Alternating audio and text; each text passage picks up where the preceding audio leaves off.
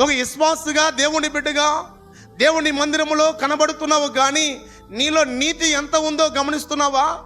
నీ మాటలో నీతి ఎంత ఉంది? నీ చూపులో నీతి ఎంత ఉంది? నీ ఆలోచనలో నీతి ఎంత ఉంది? నీ తలంపుల్లో నీతి ఎంత ఉంది? నీ హృదయంలో నీతి ఎంత ఉంది? నువ్వు చేసే క్రియల్లో ఎంత నీతి ఉంది? నువ్వు చేసే పనుల్లో ఎంత నీతి ఉంది? నువ్వు తీసుకుంటున్న దాంట్లో ఎంత నీతి ఉంది? నువ్వు ఇస్తున్న దాంట్లో ఎంత నీతి ఉంది? నువ్వు సంపాదించుకుంటున్న దాంట్లో ఎంత నీతి ఉంది? ఆ నీతి పరిపూర్ణము కావాలి. అలా కొలుస్తాడు దేవుడు. రేపొద్దున మా మాస్టర్ గారు చెప్పారు, కానీ అయ్యో నేనే జాగ్రత్త పడలేదని దేవుడి దగ్గర మొరపెట్టుకుంటే కుదరదు. అవుట్ అంటాడంతే. ఎక్కడికి? ఇంటికి కాదు, నరకానికి. ఎక్కడికమ్మా?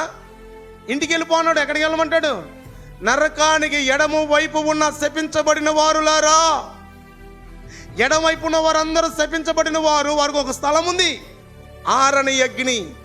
భూలోకంలో ఆరని అగ్ని లేదు, కానీ నిత్య నరకంలో ఆరని అగ్ని ఉంది. అన్నాడు ఆరదు. ఇంకా అది నువ్వు నీళ్ళేసిన ఆరదో, అమ్మ దుప్పడేసిన ఆరదో. అర్థమవుతుందా? ఆరని అగ్ని ఒకటి ఉంది. ఆ ఆరని అగ్నిలోనికి మనం వెళ్ళకూడదు అంటే మనకి సంపూర్ణమైన నీతి కలిగిన వారమై ఉండాలి.